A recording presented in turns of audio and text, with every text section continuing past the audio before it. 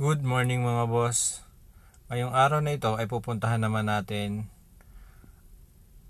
itong Expressway TR4 dito sa May Alaminos. Ito yung binalag natin noon na halos patapos na o napakahaba na nito yung ating ibinalag. Bali, ito yon National Highway. Itong kataas, yung kulay blue na yan, papunta yan ng Bicol. So, ang ibinalag ko noon ay ito. Yung overpass na yan. Tapos ito, kung makikita nyo, bypass road. Yan, diyan tayo pumuesto. Tapos yung binidyo ko, yung ating kinunan ng drone ay ito yon. Ito yung mahabang ito. Pero hindi yan ang pupuntahan natin ngayon. Ang pupuntahan natin ay yung nandito. Saan na yun? Alaminos Bypass Road. Bypass Road pala yun eh. Bakit?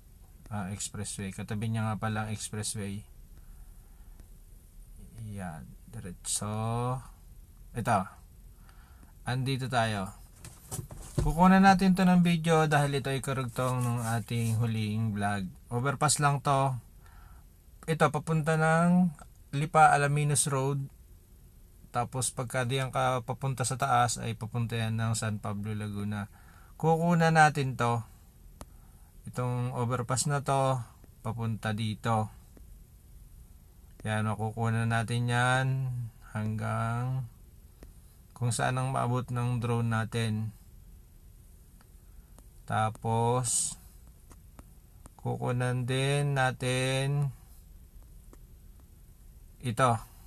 Yan, makikita natin yan. Yung nasa gitnang yan. Papunta dito. Kukunan natin yan. Kaya panoorin nyo yung video ito para may pakita ko sa inyo yung update. Ngayong October 7, 2024.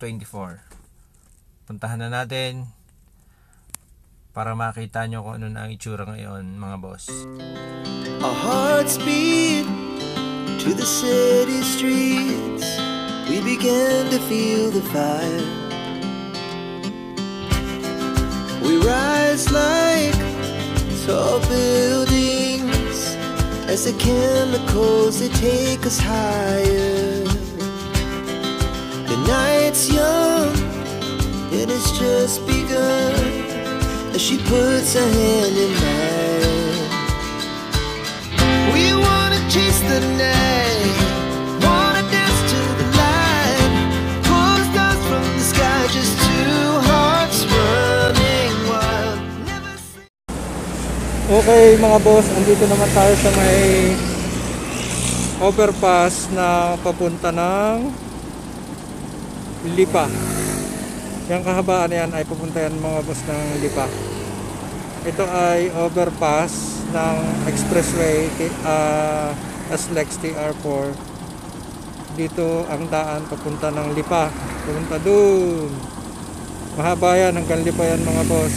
Tapos kaya tayo nandito para makita natin ang itsura na, ang development na ng expressway dito sa may Alaminos overpass.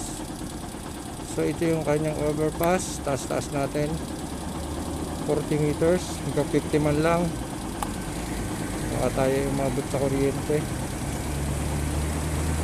So ito na yung kanyang overpass. Tapos dati nanggaling na tayo dito, nakita na natin to mga boss eh. Yan, pinakita ko na sa inyo yan, kasama yan ang Alaminos. Yan, pinakita ko na sa inyo yan. Yan ay mahaba na, halos tapos na yan. Taas pa tayo para makita natin. Yan, yung nasa kanan nyo, nasa kaliwa nyo ay diversion yan. Yan yung halos tapos na, halos samintado na yan. Nakunan ko na yan ng video. Kaya ngayon nandito tayo sa may overpass papunta ng Lipa. So pihit tayo, mabilis pabalik.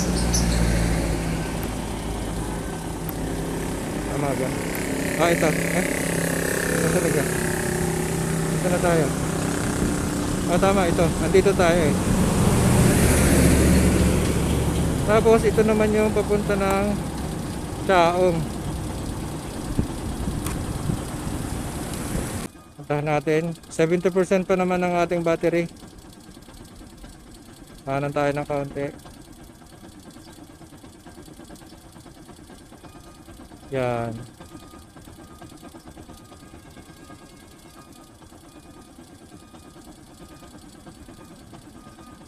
Ito yung papunta ng Chaong. May kuha na rin tayo dito. Ang ating layo ay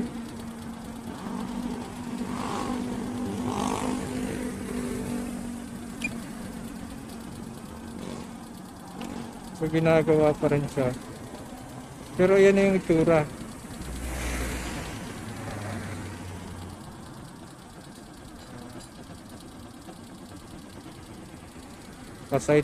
Pa-side view ang takbo natin. Tapos nasa ano tayo?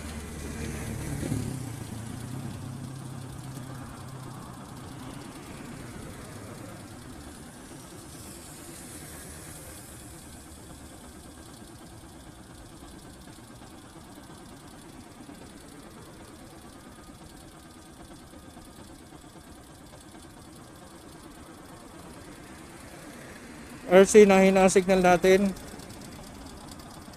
Ano bang gagawin natin? Nahina ang signal natin eh. Ano, balik na tayo. So ayan, yung papunta ng Chaong. Yun, nahina ang signal natin. Balik na tayo. Ngayon ang signal ng ating remote. Teka, harap ako doon. Baka lalakad. Ayaw na. So yan lang yung ano. Yun yung makikita natin dito sa Alaminos. Karugtong kinuha natin ng isa. So balik na tayo. Pero may signal pa eh. Banti pa tayo. 61% pa naman ang ating battery. Parang napuntahan ko na to. Ang taas natin 97 meters. Tapos ang distance natin ay 790. Kaya ba natin paabutin ng 1 kilometro? Kaya pa siguro 59% ang ating yan, hina-signal natin. Ano, return to home na tayo. Hindi ko ma-return to home ngayon to. Gawa nang hindi ko to na-update. Mukhang mamaya pag na-return to home ko, iba ang balikan nito. So i-manual na lang natin. Balik na tayo mga boss. Galing pa rin nga nitong drone na to. Dadaanan lang natin yung dinaanan natin para makabalik tayo. So mabilisan tayo mga boss ha. Balik ang ate. Yan. Balik. Mabilis. Ang ano tayo? Sports food. 27 meters ating height.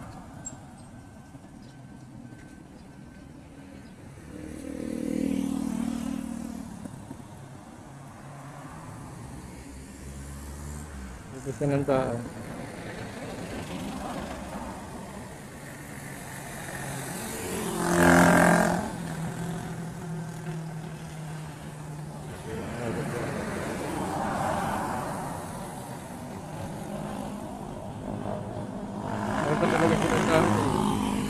Naliligaw. Oh. Huwag kang lumayo. Sabagay, kung shortcut naman.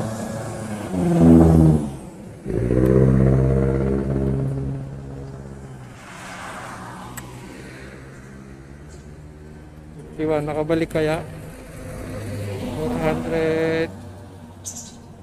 401 meters. 97 meters.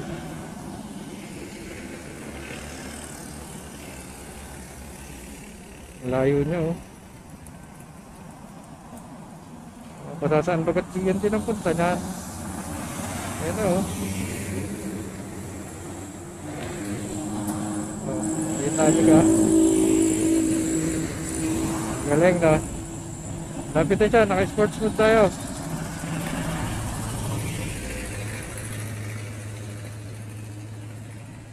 Babalik ka rin ako.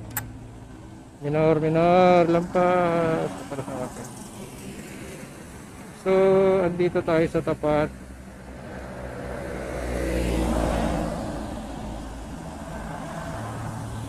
Yuko natin. Atras. Lampas ka, buddy. Saka natin para makita natin ang ating bababaan kung tama. Dito.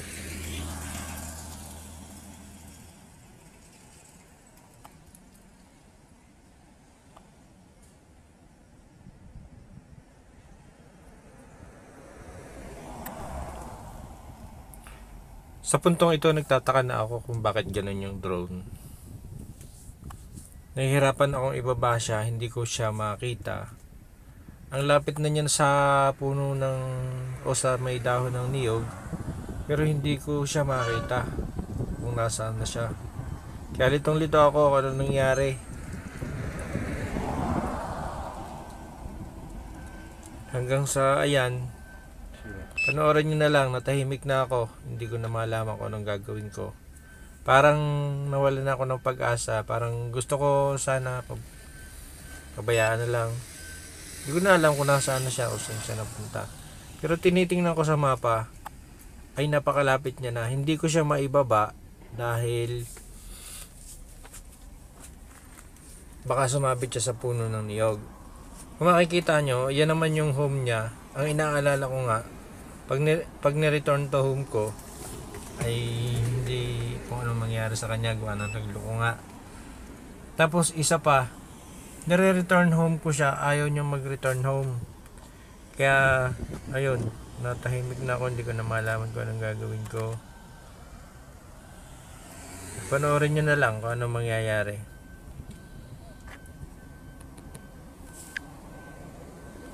Hanggang sa naalala ko dyan na nag-zoom in nga pala ako kanina, ay hindi ko na ibalik. Yan, nagre-return home ako. Ayaw niya.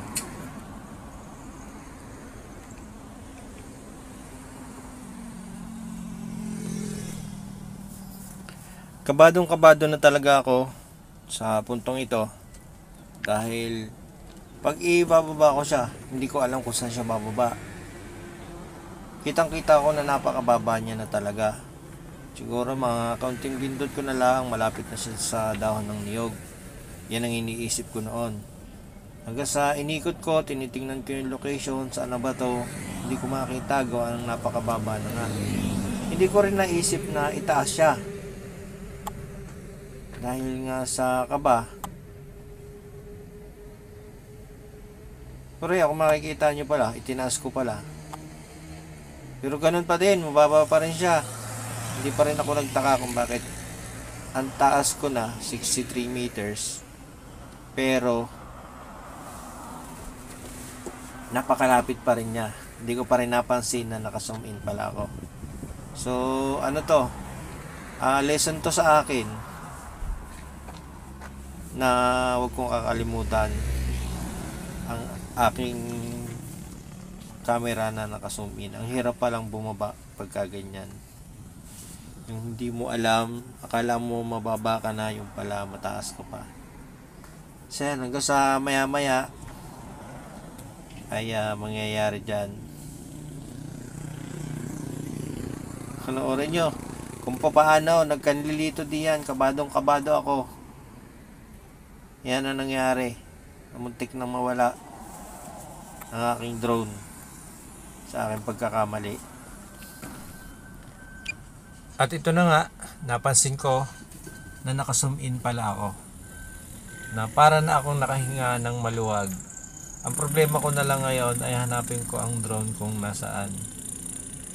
Maalwan ko nang maipapaling ang aking drone. Alam ko na kung saan ang aking pwesto dahil familiar na sa akin yung lugar na yan. Hanggang sa makita ko yung drone na nandun pala siya sa may unahan. So inabanti ko na siya papunta sa akin. At ayun, panoorin nyo ang kanyang pagland. nang sana ay patras pa pala yung tali ko. Sala pa pala. Ito yung pabalik na siya sa akin. Ito talaga yung tunay na papunta na sa akin yung drone. Nakayuko siya. Mawawala pa. Naligaw. Naligaw.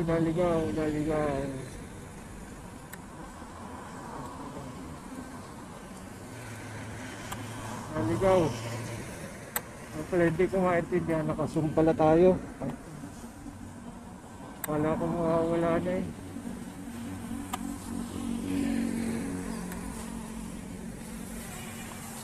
Ayun ka, wala ka. Wala ka na. Landing. Pinabahan ako dun. Wala ka mawawala ka na. Kaya pala hindi ako magkaintindihan. Ba't, hindi ko siya makita. Nakasum pala. So ayan, lesson learned. Ang nangyari ay hindi ko siya makita. Hindi ko malaman kung nasaan na yung kanyang location. Ang nangyari pala ay nakasum rin. So ayan. Pinabahan ako doon. Thank you Lord. Hindi nawala ang ating drone.